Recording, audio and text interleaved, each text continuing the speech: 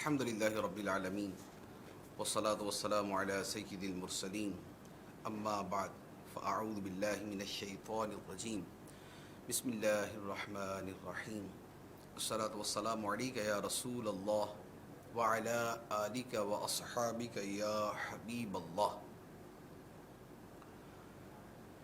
محرم الحرام کا مبارک مہینہ ہے۔ یہ مہینہ اسلام میں کئی اعتبار سے بڑی اہمیت کا حامل ہے۔ پہلی بات تو یہ ہے کہ اسلامی سال، جسے قمری سال ہم کہتے ہیں اور بنیادی طور پہ وہ قمری سال ہی ہے، اس کی ابتدا اس ماہ محرم الحرام سے ہوتی ہے۔ پھر یہ مہینہ حرمت والے مہینوں میں شامل ہے، یعنی ان 4 مہینوں میں سے ایک ہے جن میں لڑائی کرنا، جنگ کرنا حرام تھا، اور جس کی تعظیم اور عزت اور تکریم جاہلیت کے زمانے میں بھی کی جاتی تھی۔ پھر یہ وہ مہینہ ہے کہ جس کی 10 تاریخ جو یوم عاشورہ کہلاتی ہے، اس 10 تاریخ کی اپنی ایک اہمیت ہے اور اس کی اپنی ایک عظیم تاریخ ہے۔ اس 10 تاریخ کو دنیا میں بڑے بڑے عظیم واقعات رونما ہوئے۔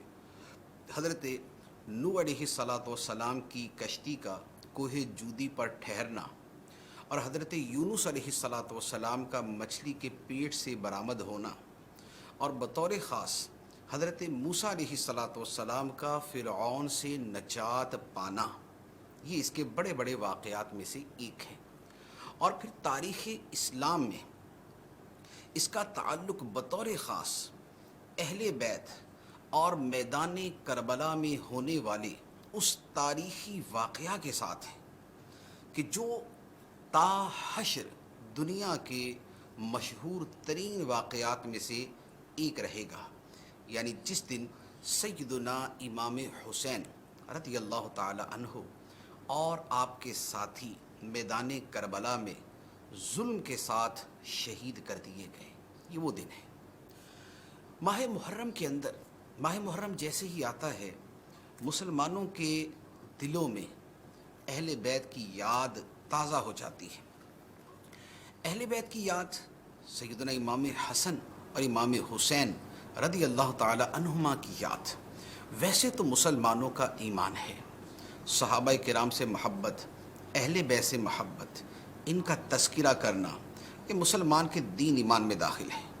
قرآن مجید میں صحابہ کرام کی عظمتوں کا بیان بھی ہے، اور اہل بیت کرام کی فضائل کی آیات بھی ہیں۔ احادیث طیبہ میں نبی کریم صلی اللہ علیہ وآلہ وسلم نے اپنے ساتھیوں، اپنے رفقا، اپنے صحابہ کی عظمت و شان بھی بیان فرمائی ہے، اور اپنے اہل بیت کی عظمت و شان کا بھی بیان فرمایا ہے۔ ان سے بھی محبت کا حکم ہے، ان سے بھی محبت کا حکم ہے، لیکن ان میں کچھ ہستیاں وہ ہیں کہ بطور خاص جن کے ساتھ محبت رکھنے، جن کی عقیدت رکھنے کا حکم دیا گیا ہے، وہ کیا ہے؟ ان میں سیدنا امام حسن حسین رضی اللہ تعالی عنہما کی جو ہستی ہے، جو آپ کی ذات مبارکہ ہے، اس کا بطور خاص حکم ترمذی شریف کی حدیث مبارک ہے۔ نبی کریم صلی اللہ تعالی علیہ وآلہ وسلم نے ارشاد فرمایا، اللہ تعالیٰ کی بارگاہ میں عرض کی، اللہم انی احبہما فاحبہما واحب من یحبہما، اے اللہ میں ان دونوں سے پیار کرتا ہوں، اے اللہ میں ان دونوں سے، حسن حسین سے پیار کرتا ہوں، محبت کرتا ہوں، تو بھی ان کے ساتھ محبت فرما، اور اے اللہ جو ان سے محبت کرے تو اسے بھی اپنا محبوب بنا لے، یعنی جو سیدنا امام حسن حسین رضی اللہ تعالیٰ عنہما سے محبت کرے، اللہ تعالیٰ انہیں اپنا محبوب بنا لیتا ہے۔ اس کے علاوہ بھی بے شمار فضائل ہیں جو صحابہ کرام کے، اہل بیت کے اور ان سیدین کریمین کے بیان کیے جا سکتے ہیں۔ بطور خاص اس مہینے میں چونکہ کربلا کا واقعہ ہوا، کربلا کے اندر عظیم شہادت کا سانحہ ہوا، اس کی جو تفصیلات ہیں وہ اپنی جگہ اور بڑی دردناک تفصیل ہیں۔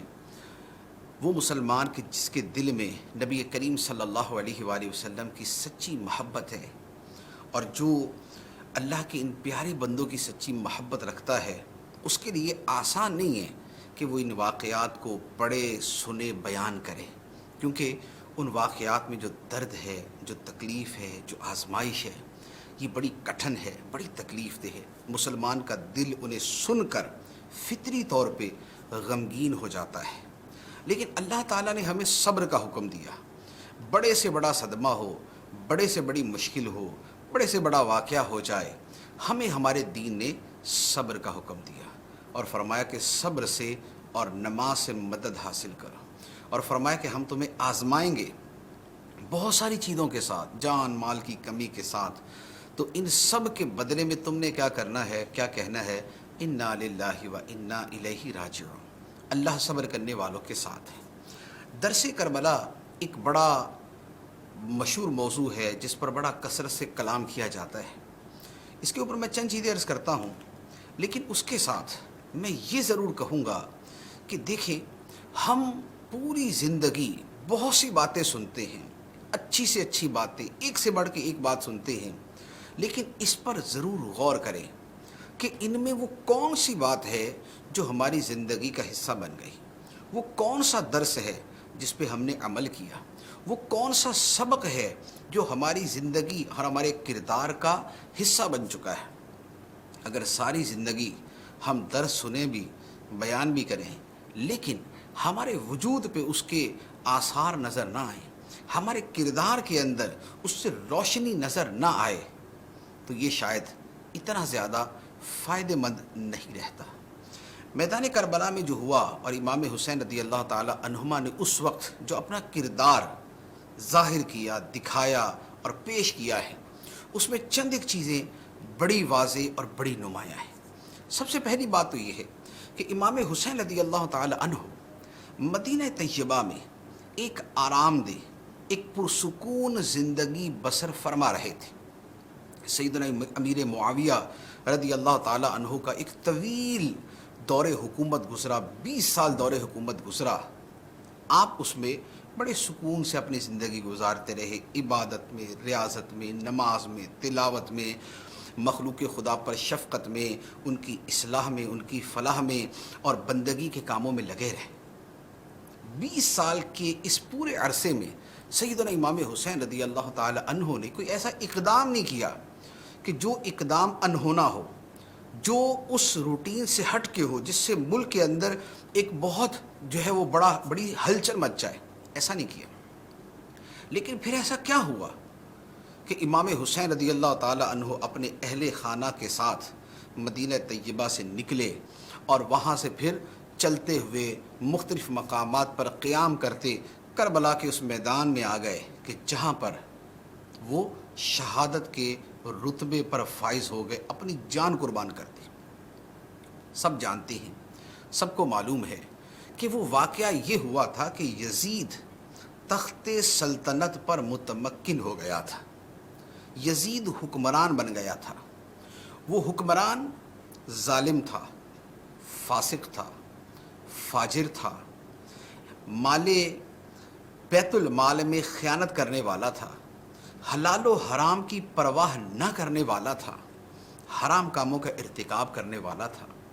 وہ ملک اور وہ سلطنت کہ جو خلفائے راشدین اور سیدنا امیر معاویہ رضی اللہ تعالی عنہ سے چلتی ہوئی آئی تھی، جہاں غالب اسلام کی تعلیمات تھی، جہاں غالب صورت تقوی کی اور خوف خدا کی تھی، یزید نے آ کے اسلامی سلطنت کے اس اسلامی شکل و صورت کو بدلنا شروع کر دیا، وہاں پر فسق و فجور کو رواج دینا شروع کر دیا۔ اور جب اتنے بڑے پیمانے پر اسلامی سلطنت کے اندر یہ بھونچال اس نے پیدا کرنے کی کوشش کی، تو اس کے مقابلے کے لیے اور اس کے سامنے کھڑے ہونے کے لیے اور فتنہ و فساد کی اس آندھی کو بجھانے کے لیے اور فسق و فجور کی ان غلاظتوں کو ختم کرنے کے لیے سیدنا امام حسین رضی اللہ تعالی عنہ رخصت پر نہیں گئے، عزیمت کے راستے پر کھڑے ہو گئے، مقابلے کے راستے پر کھڑے ہو گئے، اور اس راستے پر کھڑے ہو کر آپ نے قربانی دی۔ تو سب سے پہلا جو درس ملتا ہے وہ یہ ہے کہ جب ملک میں فسق و فجور، گناہوں کی کثرت، محرمات کی کثرت، حرام کاموں کا غلبہ ہوتا جائے، جب ملک کے اندر اس طریقے سے بے دینی پھیلنا شروع ہو جائے، تو اس وقت خاموش ہو کے نہیں بیٹھنا بلکہ اس کا ازالہ کرنا ہے۔ اور حیرت کی بات یہ ہے کہ امام حسین رضی اللہ تعالیٰ عنہ کا نام تو لیا جاتا ہے، لیکن جس مقصد کے لیے وہ کھڑے ہوئے تھے، جس بے دینی اور بے عملی اور بد عملی اور فسق و فجور اور بدکاری اور شراب نوشی اور اس طرح کے امور کے خاتمے کے لیے وہ کھڑے ہوئے تھے، اسی کو ملک کے اندر پروان چڑھایا جا رہا ہوتا ہے، جہاں پر یاد حسین کی جا رہی ہوتی ہے، جہاں پر امام حسین کا دن منایا جا رہا ہوتا ہے۔ یہ پہلا درس۔ دوسری بات، امام حسین رضی اللہ تعالیٰ عنہ میدان کربلا میں جب پہنچ گئے اور وہاں پر آپ ان دشمنوں کے سامنے، مد مقابل افراد کے سامنے کھڑے ہو گئے، آپ پورا واقعہ کربلا سن لیں، پڑھ لیں، جو مرضی اس کو کر لیں، اس پورے انسیڈنٹ میں، پورے واقعے کے اندر آپ کو امام حسین رضی اللہ تعالیٰ عنہ کی زبان سے ایک لفظ بھی بے صبری کا نہیں ملے گا، شکوہ و شکایت کا نہیں ملے گا، خدا کی بارگاہ میں یوں شکایت کا نہیں ملے گا کہ مولا میرے ساتھ کیا کر رہا ہے۔ نہیں، اول سے آخر تک امام حسین رضی اللہ تعالیٰ عنہ صبر کا پہاڑ بن کے کھڑے رہے، استقامت دکھائی، بلند حوصلگی اور بلند ہمتی کا مظاہرہ کیا، عالی ہمتی کا مظاہرہ کیا۔ یہ امام حسین رضی اللہ تعالیٰ عنہ کی سیرت کا وہ کردار اور وہ باب ہے جو آج تک ہیروں کی طرح اور ستاروں کی طرح درخشاں ہے، روشن ہے اور چمک رہا ہے۔ پھر امام حسین رضی اللہ تعالیٰ عنہ نے بالآخر اپنی جان قربان کر دی۔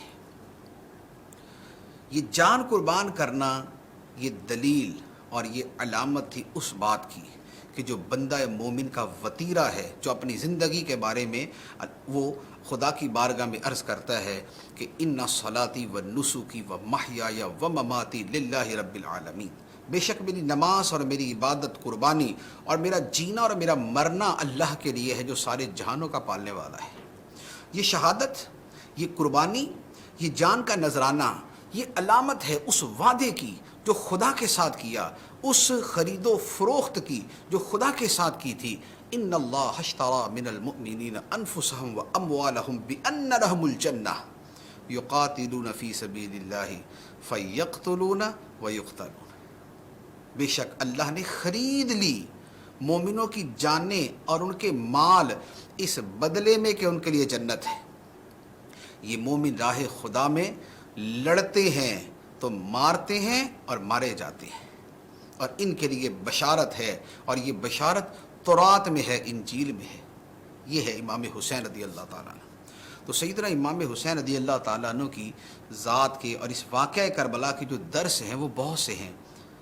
اس میں صبر بھی ہے، استقامت بھی ہے، دین کے لیے قربانی بھی ہے، بے صبری کا کوئی جملہ زبان سے نہ نکالنا بھی ہے، دین خدا کی سربلندی اور تائید کے لیے اٹھنا بھی ہے، فسق و فجور کا خاتمہ بھی ہے، برائی کا خاتمہ بھی ہے، جہاں زبان سے ہو سکے وہاں زبان سے کیا جائے، جہاں ہاتھ اور طاقت سے ہو سکے وہاں پر برائی کا خاتمہ ہاتھ اور طاقت کے ساتھ کیا جائے۔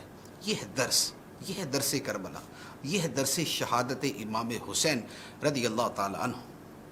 ہم تھوڑا سا اپنے گریبان میں تو جھانکیں، ہم برسوں سے یہ ایام مناتے ہیں، امام حسین رضی اللہ تعالیٰ عنہ کو یاد کرتے ہیں، لیکن ان کے اس کردار، ان کی وہ اس عبادت، ان کے اس راتوں کے جاگنے، ان کے نیزے کے اوپر سر بلند ہوتے ہوئے بھی قرآن کی تلاوت کرنے، صبر و استقامت دکھانے، اللہ کے اپنی جان اور اپنا مال خدا کے حوالے کر دینے اور برائی کے خاتمے کے لیے اٹھنے اور نیکی اور بھلائی اور خیر اور دیانت داری کی دعوت دینے کے دروس میں سے کوئی درس بھی ہماری زندگی میں شامل ہے؟ اگر نہیں ہے، اگر ہے تو فبہا مرحبا، لیکن اگر نہیں ہے تو ایٹ لیسٹ کم از کم کوئی تو بات امام حسین رضی اللہ تعالی عنہ کی اپنی زندگی کے اندر شامل کیجئے۔ اللہ تعالی ہمیں عمل کی توفیق عطا فرمائے۔ اب سوالات کی طرف بڑھتے ہیں۔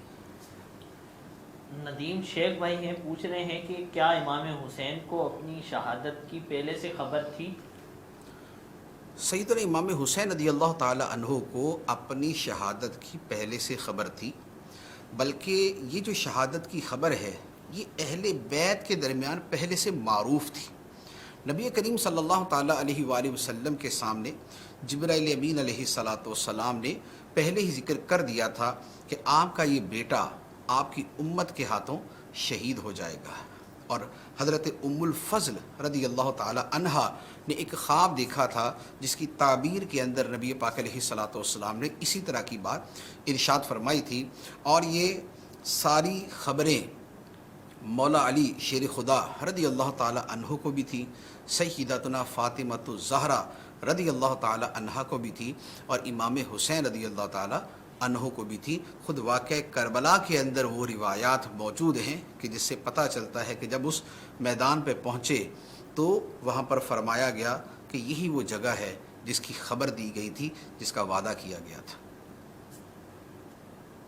اسلامی بہن کا سوال ہے، پوچھ رہی ہیں کہ اگر بلی نمازی کے آگے سے گزر جائے یا آ کر بیٹھ جائے تو نماز میں کیا فرق پڑتا ہے اس سے؟ بلی کے نمازی کے آگے سے گزرنے سے نماز پہ فرق نہیں پڑتا، سامنے بیٹھ جائے تب بھی فرق نہیں پڑتا، آگے سے گزر جائے تب بھی فرق نہیں پڑتا۔ بعض اوقات ہو سکتا ہے لوگوں کو شبہ یہ ہو کہ ایک حدیث مبارک کے اندر اس طرح فرمایا گیا ہے کہ نمازی کے آگے سے اگر کتا گزر جائے تو اس سے نماز ٹوٹ جاتی ہے، تو وہ بھی حدیث مبارک دوسرے مفہوم میں ہے کہ جو کمال نماز ہے، جو خشوع نماز ہے وہ ٹوٹ جاتا ہے، حقیقتاً نماز تو اس سے بھی نہیں ٹوٹتی۔ تو بلی جو ہے اس کا تو ویسے بھی احادیث میں ذکر بھی نہیں ہے اور اس کے بارے میں یہ حکم بھی نہیں۔ احمد بخش بھائی ہیں، پوچھ رہے ہیں کہ مفتی صاحب اس سوال کا جواب عطا فرما دیں کہ اگر کوئی شخص امام کے پیچھے نماز پڑھ رہا تھا اور نیت میں پیچھے اس امام کے کہنا بھول گیا تو کیا اس کی نماز ہو جائے گی؟ کہنا بھول گیا تو کہنا تو ویسے ہی ضروری نہیں ہے کہ میں امام کے پیچھے کھڑا ہوں، یہ کہنا ضروری نہیں ہے۔ جب بندہ امام کے پیچھے کھڑا ہوا اور اس کی اقتداء کر رہا ہے اور اس کے مطابق کر رہا ہے تو لازمی بات ہے کہ اس کے دل میں اس کی اقتداء ہی موجود ہے اور اسی کے مطابق وہ عمل کر رہا ہے۔ برکت علی بھائی کہہ رہے ہیں کہ کچھ لوگ کہتے ہیں کہ واقعہ کربلا جو ہے یہ من گھڑت ہے، اس کی کیا حقیقت ہے؟ واقعہ کربلا کو من گھڑت کہنے والے کو کسی پاگل خانے میں داخل کروانا چاہیے، کیونکہ دنیا کے معروف ترین واقعات کا اگر یوں انکار کیا جائے گا تو پھر تو ایسے بھی لوگ گزرے ہیں کہ معاذ اللہ جنہوں نے کہا کہ تاریخ کے اندر حضرت ابراہیم علیہ السلام کی کوئی ہستی نہیں گزری، اس نام کی کوئی ہستی نہیں ہے۔ اسی طرح اگر واقعہ کربلا کا انکار بھی اسی طرح کیا جائے تو پھر تو جو ہے نا وہ سارے کے تاریخ کا ہی انکار کر دیا جائے۔ واقعہ کربلا تواتر کے ساتھ مروی ہے اور تواتر کے ساتھ ثابت ہے۔ ہاں اس کی جزیات کے بارے میں یہ ہو سکتا ہے کہ بھی یہ واقعہ اس میں یہ بھی ہوا تھا، وہ جو فردن واقعات ہیں اس کے بارے میں ہو سکتا ہے کہ یعنی یہ کہا جا سکتا ہے کہ یہ سند صحیح سے ہے تو یہ سند ضعیف سے ہے، لیکن اوور آل جنرلی واقعہ کربلا کا انکار کر دینا تو یہ تو سوائے جنا پاگل پن کے کچھ اور نہیں ہے۔ ایک سوال یہ پوچھا جا رہا ہے کہ یہ عقیدہ رکھنا کیسا ہے کہ صحابہ کو کہا جائے کہ یہ در والے ہیں اور اہل بیت کے بارے میں کہا جائے یہ گھر والے ہیں؟ دیکھیں جملوں کے بعض اوقات مفاہیم درست ہوتے ہیں، اس کا سیاق و سباق جو ہے نا اس کو بدل دیتا ہے۔ اہل بیت کا ترجمہ ہی گھر والے ہیں۔ اہل بیت کا مطلب ہوتا ہے گھر، اہل کا مطلب والے، تو اہل بیت کا ترجمہ ہی گھر والے، تو لہذا یہ تو بالکل ایک لفظی ترجمہ ہو گیا، ٹھیک ہے۔ اور جو گھر والے نہیں ہوتے وہ باہر والے ہوتے ہیں، اب وہ باہر والے ہوں اور در کے ساتھ عقیدت رکھیں تو وہ در والے بھی کہلا سکتے ہیں۔ تو ہم دربار والے، ہم دربار میں حاضر ہونے والے، یہ بات ٹھیک ہے۔ تو الفاظ کے اعتبار سے ایک چیز ٹھیک ہوتی ہے، لیکن اس کو اگر یوں تقابل کے اندر بیان کیا جائے کہ نہیں جناب وہ گھر والے، یہ در والے، اور گھر والے کا مرتبہ در والے سے زیادہ ہوتا ہے، اور اس کا مطلب یہ نکالا جائے کہ صحابہ کرام کا مرتبہ اہل بیت سے کم ہے، تو یہ بات غلط ہو جائے گی۔ اس میں عقیدہ اہل سنت کی نفی ہے، کیونکہ اہل سنت کا جو مجمع علیہ اجماعی عقیدہ ہے وہ یہ ہے کہ سیدنا ابوبکر صدیق رضی اللہ تعالیٰ عنہ سب سے افضل ہے، اس کے بعد عمر فاروق رضی اللہ تعالیٰ عنہ، اور اس کے بعد امت کی اکثریت کا عقیدہ یہ ہے کہ سیدنا عثمان غنی رضی اللہ تعالیٰ عنہ، پھر مولا علی رضی اللہ تعالیٰ عنہ اور اہل بیت جو بقیہ ہیں وہ ان کے بعد ہے، ان کا مرتبہ ان کے بعد ہے. تو لہذا اب اس کے تقابل میں یہ لفاظی اور اس طرح کی چرب زبانی کے ساتھ بات کی جائے تو وہ باطل ہے، وہ مردود ہے. ورنہ فی نفسی بات درست ہے کہ اہل بیت کا مطلب ہی گھر والے ہوتا ہے. محمد وجی ہیں، پوچھ رہے ہیں کہ رات کے اول حصے میں تہجد پڑھ سکتے ہیں، سو کر اٹھ گئے؟ ویسے مشورہ تو یہ ہے کہ تہجد پڑھ لی جائے، اور یہ اول آخر جو ہے نا یہ بس پوچھنے کی حد تک ہی چلتا رہتا ہے اور تہجد پیچھے رہ جاتی ہے. مسئلہ تو خیر میں نے کئی مرتبہ بیان کیا ہے کہ عشاء کی نماز کے بعد یعنی کہ فرضوں کے بعد اگر آدمی 1 منٹ بھی سو جائے اس کے بعد اٹھ کے جو نوافل پڑھے گا وہ تہجد کے نفل ہو جائیں گے. سونا جو ہے یہ عشاء کے فرضوں کے بعد ضروری ہے تہجد پڑھنے کے لیے. یونس بھائی یہ کہہ رہے ہیں کہ میرے والد صاحب کا انتقال ہو گیا ہے، میرے پاس ان کی ایک پرانی تصویر ہے، تو کیا میں انہیں دیکھ سکتا ہوں، اس تصویر کو دیکھ سکتا ہوں؟ کیا اس کی وجہ سے میرے والد کو تو تکلیف نہیں ہوگی؟ تصویر کی تعظیم جو ہے یہ تو ناجائز ہے، اور تعظیم کے طور پہ اس کو سنبھال کے رکھنا یہ بھی ناجائز ہے. تو لہٰذا اگر یہ صورت ہے تو پھر تو بہرحال وہ ناجائز ہی ہے. اور اگر تعظیم کی صورت نہیں ہے اور بہرحال اس میں یوں اس انداز میں رکھا جائے کہ جس سے واضح ہو کہ یہ تعظیم کی صورت نہیں بنتی تو اس کے جواز کی صورت ہو سکتی ہے. لیکن جو تصویر پیپر کے اوپر ہے، جو پرنٹڈ تصویر ہے، اس کو بہرحال جو ہے وہ نہ ہی رکھا جائے تو بہتر ہے. مزمل بھائی یہ پوچھ رہے ہیں کہ یہ عقیدہ رکھنا کہ سب سے افضل اللہ کی ذات ہے، پھر حضور صلی اللہ علیہ وسلم کی ذات ہے. دیکھیے یہ تو مسلمانوں کا عقیدہ یہ ہے. اللہ تعالیٰ کی شان وراء الورا ہے. اللہ کا اور بندوں کا تو یہ مقابلہ جو ہے نا وہ کیا ہی نہیں جاتا. اور بہرحال اللہ تعالیٰ کی ذات خدا کی ذات ہے، وہ هو الاول والآخر والظاہر والباطن وهو بكل شيء علیم. خدا معبود ہے، نبی پاک علیہ السلام عبد ہیں. خدا مسجود ہے، نبی پاک علیہ السلام ساجد ہیں. خدا خالق ہے، نبی پاک علیہ السلام مخلوق ہیں. خدا مالک ہے، نبی پاک علیہ السلام اللہ کے مملوک ہیں. تو یہ تو بالکل ایک تعلق کی نوعیت ہی جدا ہے. ہاں یہ ہے کہ نبی پاک علیہ الصلوۃ والسلام خدا سے محبت فرماتے ہیں، اور خدا ساری کائنات سے بڑھ کر نبی پاک علیہ الصلوۃ والسلام سے محبت فرماتا ہے. اور اللہ تعالیٰ نے ہمارے نبی صلی اللہ علیہ وآلہ وسلم کو ساری کائنات پر فضیلت عطا فرمائی. سارے فرشتوں سے، سارے نبیوں سے، سارے رسولوں سے افضل ہمارے نبی صلی اللہ تعالیٰ علیہ وآلہ وسلم کو بنایا. ایک سوال یہ پوچھا جا رہا ہے کہ یوم عاشورہ کی کیا فضیلتیں ہیں روایات میں؟ یوم عاشورہ کے فضائل میں بہت سی روایات ہیں. ایک روایت جو ہے یہ بالکل واضح صریح صحیح احادیث طیبہ کے اندر موجود ہے کہ نبی پاک صلی اللہ تعالیٰ علیہ وآلہ وسلم جب مکہ مکرمہ سے مدینہ منورہ تشریف لائے تو آپ نے یہودیوں کو عاشورہ کے دن روزہ رکھتے پایا. تو نبی پاک علیہ الصلوۃ والسلام نے ان سے پوچھا کہ تم یہ روزہ کیوں رکھتے ہو؟ تو انہوں نے کہا کہ آج کے دن یعنی 10 محرم کو اللہ تعالیٰ نے حضرت موسیٰ علیہ السلام کو فرعون سے نجات عطا فرمائی تھی.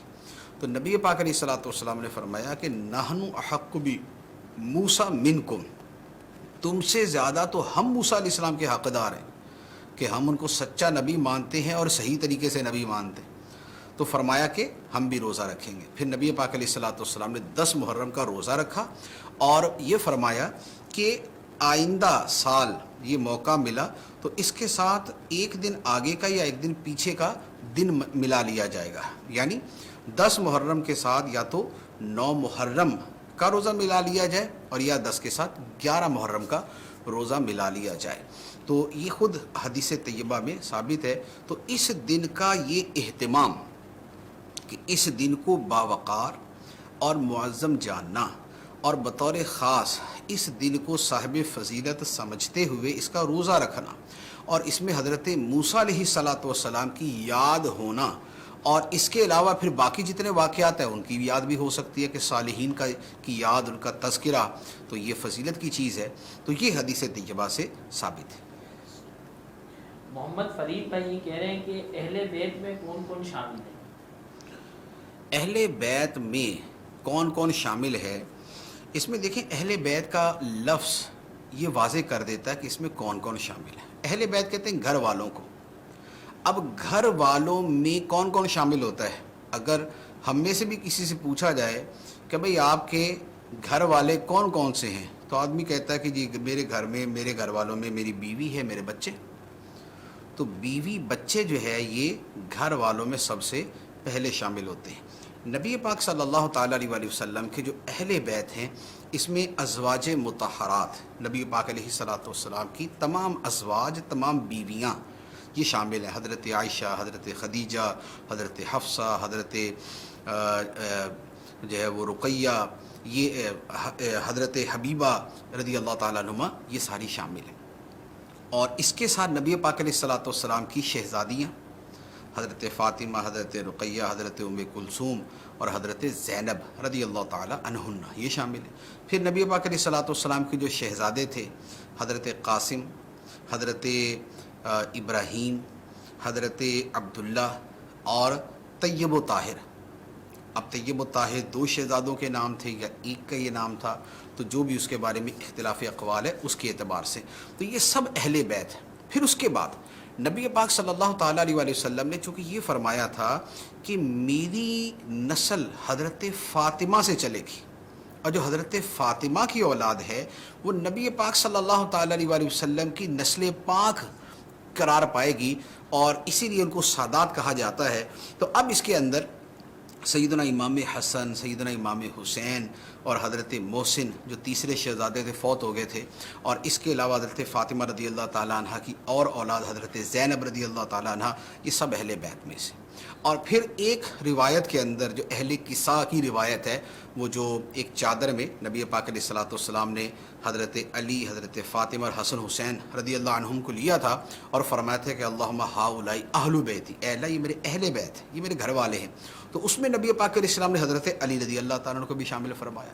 تو لہذا یہ ساری کی ساری ہستیاں جو ہیں یہ اہل بیت ہیں۔ ملک عاصم بھائی یہ کہہ رہے ہیں کہ ماشاءاللہ بہت اچھا پروگرام ہے۔ فرید بھائی آپ کو سلام پیش کر رہے ہیں، اور بھی بہت سارے لوگوں نے سلام عرض کیا ہے۔ اسلامی بہن کہہ رہی ہے کہ جزاک اللہ، آپ نے میرے سوال کا جواب دیا۔ عاطف شیخ بھائی یہ پوچھ رہے ہیں کہ اگر کسی کو اپنے ہر عمل اور بات سے کفر کے وسوسے آتے ہوں، یار میں نے یہ غلط کہہ دیا ہے، اس پر یہ کفر ہوگا، تو ایسے شخص کے بارے میں کیا کہیں گے؟ ایسے کے بارے میں یہ ہے کہ علم دین سیکھے تاکہ اس کو اسلام اور کفر کا فرق پتہ چل جائے، اور جب علم ہوگا تو وسوسہ اتنا کم ہو جائے گا، کیونکہ وسوسہ آتا ہے یا جہالت کی وجہ سے، اور یا اس کے طبی وجوہات بھی ہوتی ہیں، کوئی خلل دماغی ہے، نفسیاتی مرض ہے، بعض اوقات معدے کی خرابی، تبخیر معدہ، اس کے بخارات دماغ کو چڑھتے ہیں، اس سے بھی وسوسے آتے ہیں۔ لہذا حال یہ ہے کہ علم دین زیادہ سے زیادہ سیکھے، تاکہ جتنا علم روشنی ہے، اور روشنی کیا ہوتی ہے؟ روشنی روشن کر دیتی ہے، وہ چیزوں کو واضح کر دیتی ہے۔ تو کیا اسلام ہے، کیا کفر ہے، جب علم ہوگا تو واضح ہو جائے گا، جب واضح ہو جائے گا تو وسوسہ ختم ہو جائے گا۔ اور اس کے علاوہ لا حول شریف کی کثرت کرنا، یہ بھی وسوسوں کو دور کرتا ہے۔ آج کل بارشیں کافی ہو رہی ہیں، ایک سوال بارش کے حوالے سے ہے کہ بارش کا جمع ہوا پانی اگر کپڑوں کو لگ جائے، جسم کو لگ جائے، تو اس کا کیا حکم ہے؟ صرف بارش کا پانی ہے تو اس میں تو ویسے ہی حرج نہیں ہے۔ بارش کا پانی جو ہے وہ تو بطور خاص برکت والا بھی ہے، پاک کرنے والا بھی ہے، اور اس کے تو پاک کرنے کا تذکرہ جو ہے قرآن و حدیث میں موجود ہے، اس کے برکت والے ہونے کا تذکرہ قرآن پاک میں موجود ہے۔ تو لہذا بارش کے پانی کا تو کوئی ایسا مسئلہ نہیں ہے۔ اصل مسئلہ یہ ہوتا ہے کہ سڑکوں کے اوپر جو پانی جمع ہو جاتا ہے، کہ جس میں گٹر کا پانی مل جاتا ہے، وہاں پر مسائل ہوں گے۔ اب اس کی پھر تفصیل ہے، تفصیل اس کی یہ ہے کہ گٹر کے پانی کے ساتھ مل گیا اور اس کے اندر بدبو ہے، جو گندگی کی، غلاظت کی، نجاست کی بو ہے، یعنی کہ نجاست کے آثار جو ہے پانی میں نظر آ رہے ہیں، یا اس کی شدید بو جو ہے جو نجاست کی ہوتی ہے وہ ہے، یا اس کے ذرات نظر آتے ہیں، تو یہ ناپاک ہے۔ ہاں یہ ہے کہ وہ بڑا کثیر پانی ہے، جیسے سڑکیں بھر جاتی ہیں تو دہ دردہ یا مائع جاری جسے کہتے ہیں کہ جاری پانی ہے، جیسے آج کی کراچی کی بارش کا ہوا ہے، یا اس سے پہلے بھی بارش میں ہوا تھا کہ سڑکیں جو ہیں وہ بالکل تالاب بنی ہوئی ہیں، بلکہ تالاب بھی شاید چھوٹی چیز ہوگی، یعنی ایسے لگ رہا تھا جیسے نہریں جاری ہیں۔ تو یہ جو پانی ہے یہ مائع جاری ہے، تو یہ پانی جو ہے یہ پاک ہے، الا یہ کہ اس میں نجاست یوں ہو کہ اگر چلو لیا جائے تو اس میں نجاست کا ذرہ آئے تو یہ پھر ناپاک ہوگا، ورنہ اتنا جو وسیع اور اس پانی ہوتا ہے یہ پاک ہوتا ہے۔ فرید حسین بھائی کہہ رہے ہیں کہ واقعہ کربلا پڑھنے کے لیے کوئی مستند کتاب جس میں مستند طریقے سے واقعہ موجود ہو۔ علماء اہل سنت کی بہت سی کتابیں ہیں اس موضوع پر، اور ایک بڑی مشہور کتاب جو ہے وہ سوانح کربلا، تو یہ بھی موجود ہے۔ اسی طرح شام کربلا یہ بھی موجود ہے۔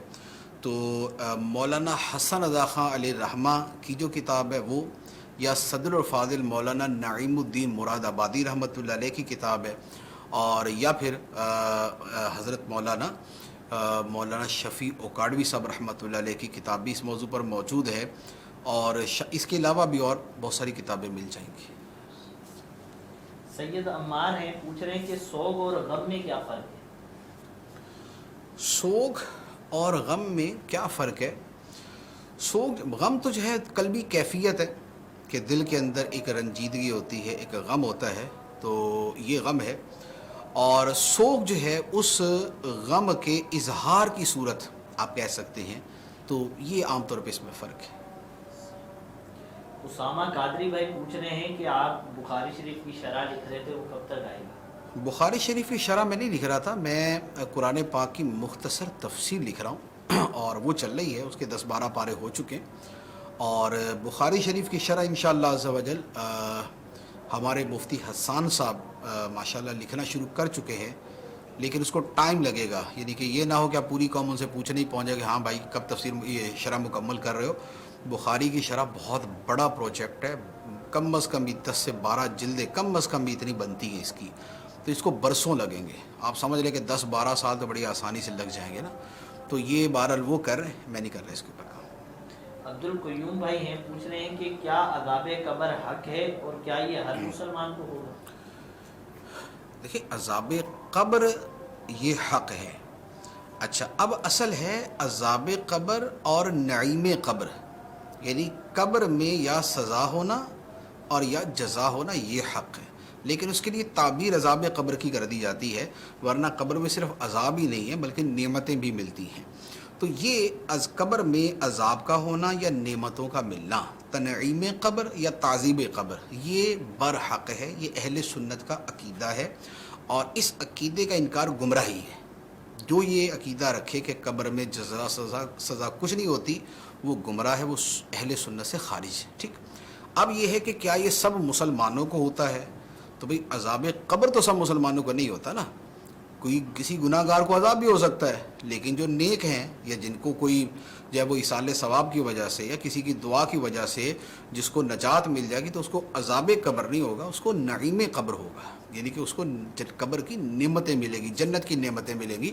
تو لہٰذا عذاب قبر اور نعیمات قبر یا تنعیم قبر یہ حق ہے، یہ عقیدہ اہل سنت ہے، اور مسلمانوں میں کسی کو سزا بھی ہوگی اور بہت ساروں کو جزا بھی ملے گی، نعمتیں بھی ملتی ہیں۔ عبد المصطفیٰ بھائی یہ پوچھ رہے ہیں کہ بعض لوگ یزید کو اچھا کہتے ہیں، تو ان کے بارے میں کیا ہو؟ یزید کو اچھا کہنے والے یزیدی ہی ہو سکتے ہیں، ظالم کو اچھا کہنے والا خود ظالم ہے، اور جو جس کی تعریف کرتا ہے تو وہ اسی کے ساتھ شامل ہے، جو جس کی تائید کرتا ہے وہ اسی کے ساتھ کھڑا کیا جائے گا۔ تو یزید کو اچھا کہنا جو ہے یہ کسی یوں کہہ لیں کہ سخت دل گردے والے کا کام ہے، مضبوط دل گردے والے کا نہیں، سخت دل گردے والے کا کام ہے کہ یزید جیسا ظالم آدمی اور فاسق و فاجر آدمی کہ جس کے فسق و فجور پر اہل سنت کا اجماع ہے کہ وہ فاسق تھا، فاجر تھا، بلکہ جس کے بارے میں علماء کی ایک تعداد ہے جو اسے کافر کہتی ہے۔ ہم جو احناف ہیں اور جو جمہور اہل سنت ہے وہ سکوت اختیار کرتے ہیں، یعنی کہ وہ کافر کہنے سے سکوت اختیار کرتے ہیں، لیکن جس کی فسق و فجور کی یہ شدت ہو کہ جس کے ظالم اور فاسق اور فاجر اور پلید اور دین میں رخنہ اندازی کرنے والے اور اہل بیت پہ ظلم ڈھانے والوں کا ساتھ دینے کا صرف الزام نہیں بلکہ ثابت جرم ہے، اس کے بارے میں یہ کہنا کہ وہ ٹھیک ہے، وہ صحیح ہے، تو اس کا مطلب تو یہ ہوا کہ جو اس نے ظلم و ستم کیا وہ ٹھیک ہے۔ تو اب جو یہ ظلم و ستم ٹھیک کہے کہ اہل بیت کو شہید کر دیا، امام حسین رضی اللہ تعالیٰ عنہ کو شہید کر دیا، ان کا سر تن سے جدا کر دیا، ان کے بدن مبارک پر گھوڑے دوڑا دیے اور ان کی جو ناش مبارک ہے اس کو رضا رضا کر دیا اور جن کے سر کو نیزے پر بلند کیا گیا، تو اگر کوئی اس کو ٹھیک کہتا ہے تو وہ تو اپنے دین ایمان کو دیکھ لے کہ اس کا کلمہ اس نے پڑھا بھی ہے یا نہیں پڑھا۔ تو لہٰذا یہ بڑا ایک سخت جملہ ہے کہ یزید کو یوں برحق کہا جائے۔ اچھا، یہاں پر ایک اور چیز عرض کروں گا۔ بعض لوگ کہتے ہیں کہ بھئی وہ یزید نے تھوڑی امام حسین کو شہید کیا، یزید تو اپنے وہاں تھا دمشق میں، امام حسین رضی اللہ تعالیٰ عنہ کو تو جو شہید کیا ہے وہ ابن زیاد نے کیا ہے۔ ابن زیاد کوفہ کا گورنر تھا، تو ابن زیاد نے لشکر بھیجا اور اس لشکر نے جا کے شہید کیا، تو یزید کا تو اس میں عمل دخل ہی نہیں ہے۔ اب یہ ایک عجیب وسوسہ اندازی ہے۔ بات یہ ہے کہ ابن زیاد نے امام حسین رضی اللہ تعالیٰ عنہ کو شہید کیا، کیا اس سارے واقعے کے بعد یزید نے ان قاتلوں کو کوئی سزا دی تھی؟ کیا ابن زیاد کو اس کے عہدے سے فارغ کر دیا تھا؟ کیا جس لشکر نے یہ شر انگیزی اور شیطانیت کی تھی، کیا اس میں کسی ایک بندے کو کوئی معمولی سی بھی اس نے سزا دی تھی؟ تو جب اس نے کچھ بھی نہیں کیا تو پھر کیسے کہہ سکتے ہیں کہ یزید جو ہے وہ اس فعل پہ راضی نہیں تھا؟ کیا جو ملک کا حکمران ہے، کیا اس کا یہی کام ہوتا ہے کہ جو ظلم و ستم بھلے جتنا مرضی بڑا ہو جائے اور وہ بعد میں بس یہ بولے کہ یہ تو نے کیا کر دیا، یہ تو نے کیا کر دیا، اور اتنا کیا کہ وہ فارغ ہو جائے؟ کیا دنیا کا کوئی قانون ہے کہ جو ایسے حکمران کے بارے میں یہ کہے کہ یار دیکھو نا اس نے تو اپنی ذمہ داری پوری کر دی تھی؟ کیا یہ اگر اس نے یہ دو چار جملے بولے بھی تھے تو کیا یہ جملے بولنے سے کیا اس نے حق ادا کر دیا تھا؟ کیا اس نے سزائیں دی تھی ان لوگوں کو؟ جب نہیں دی تھی تو پھر کیسے کہہ سکتے کہ شریک جرم نہیں تھا؟ نوشاد علی بھائی یہ پوچھ رہے ہیں کہ گھر کی بنیاد میں بکری کا خون ڈالنا برکت کے لیے؟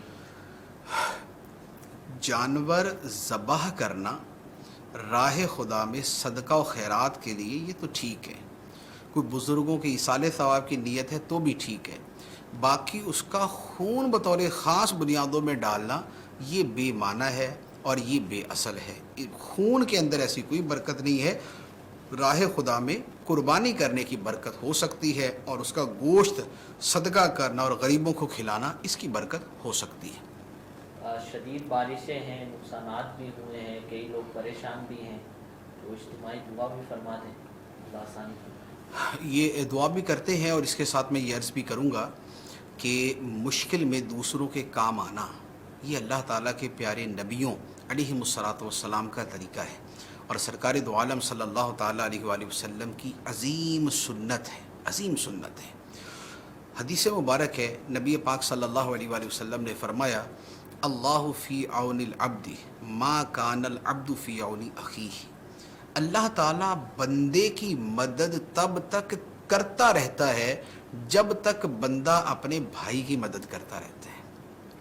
جب تک ہم دوسرے مشکل میں مبتلا لوگوں کی مدد کرتے رہیں گے اللہ تعالیٰ ہماری مدد فرماتا رہے گا، خدا ہمارا مددگار ہوگا۔ تو یہ آج کا جو بارش کا واقعہ ہے یہ چند دن سے مسلسل ہو رہا ہے، کئی دنوں سے ہو رہا ہے، کبھی ہو جاتا ہے کبھی رک جاتا ہے، اور ابھی بھی چانسز ہیں، آج بھی کل بھی، اور پھر یہ صرف کراچی میں نہیں ہے بلکہ پورے پاکستان کے اندر یہ صورتحال ہے، لیکن بطور خاص سندھ کے اندر جو صورتحال ہے یہ بہت زیادہ نازک ہے۔ کراچی کے اندر تو ہم موجود ہیں اور ہمیں پتہ ہے کہ روڈوں کا کیا حال ہے، علاقوں کا کیا حال ہے۔ حیدرآباد وہاں کی حالت بڑی نازک ہے، اسی طرح میر پور خاص میں وہاں پر تقریباً کو 16-20 گھنٹے سے مسلسل بارش ہو رہی تھی، اور یوں کہہ لیں کہ اربن فلڈ جسے کہا جاتا ہے، یعنی شہری سیلاب، اس کی کنڈیشن واقعی آنکھوں دیکھی موجود ہے۔ بجلی کی بندش ہے اور بجلی بندی ہونی ہے ایسے حالات کے اندر، ورنہ تو کرنٹ سے لوگ مرنا شروع ہو جائیں گے۔ تو بہرحال مجموعی طور پہ حالت جو ہے بڑی تکلیف دہ ہے۔ ایسی حالت میں اپنے بھائیوں کی، اپنے ہم قوم لوگوں کی، سب کی جو ہے وہ مدد کریں، مشکل سے نکالیں۔ مشکل سے آپ دوسروں کو مشکل سے نکالیں گے خدا آپ کو مشکل سے نکال لے گا. دوسروں کی مشکل کشائی کریں گے, خدا دنیا و آخرت میں آپ کی مشکل کشائی کرے گا. دوسروں کے لیے آسانی پیدا کریں گے, اللہ تعالیٰ دنیا و آخرت میں آپ کے لیے آسانی پیدا فرمائے گا. دوسروں کی مدد کریں گے, خدا آپ کا مددگار ہوگا. اللہ تعالیٰ ہمیں عمل کرنے کی توفیق عطا فرمائے. اللہم صلی علی سیدنا و مولانا محمد معدن الجود والکرم وآلہ وبارک وسلم. اے اللہ عز و جل, آج جو کچھ ہم نے اس سلسلے میں سنا ہے, بیان کیا ہے, اے اللہ اس کی اچھی باتوں کو اپنی بارگاہ میں قبول فرما, اور جو خطائیں ہوئیں اسے معاف فرما. اے اللہ جو اچھا درس دیا سنا ہے اس پر عمل کرنے کی توفیق عطا فرما. اے اللہ امام حسین رضی اللہ تعالی عنہ کا صدقہ, اے اللہ ان کی شہادت کا صدقہ, اے اللہ ہمارے دلوں کو مضبوط فرما. اے اللہ صبر اور استقامت کی دولت عطا فرما. اے اللہ عافیت کی زندگی عطا فرما. اے اللہ تیرے دین کی سر بلندی کے لیے کوشش کرنے کی توفیق عطا فرما. اے اللہ عز و جل اپنے پیارے حبیب علیہ الصلاۃ والسلام کا صدقہ مسلمانوں کے حال پہ رحم و کرم فرما. اے اللہ تمام دنیا کے مسلمانوں پہ رحم و کرم فرما. اے اللہ دنیا میں جہاں کہیں مسلمان ظلم کا شکار ہیں, اے اللہ اس ماہ محرم کے واقعات کا صدقہ, اس میں یادگار ہستیوں کا صدقہ, اے اللہ سب کو ظلم و ستم سے نجات عطا فرما. اے اللہ جس آسمانی آفت میں ہمارے اہل وطن مبتلا ہیں بارش کی صورت میں, اے اللہ اس میں آسانی پیدا فرما. اے اللہ اس میں آسانی پیدا فرما. اے اللہ اس میں آسانی پیدا فرما. اللہم لا تقتلنا بغضبک ولا تہلکنا بعذابک وعافنا قبل ذلك. وصلی اللہ تعالی علی خیر خلقہ محمد وعلی آلہ واصحابہ اجمعین برحمتک یا ارحم الراحمین.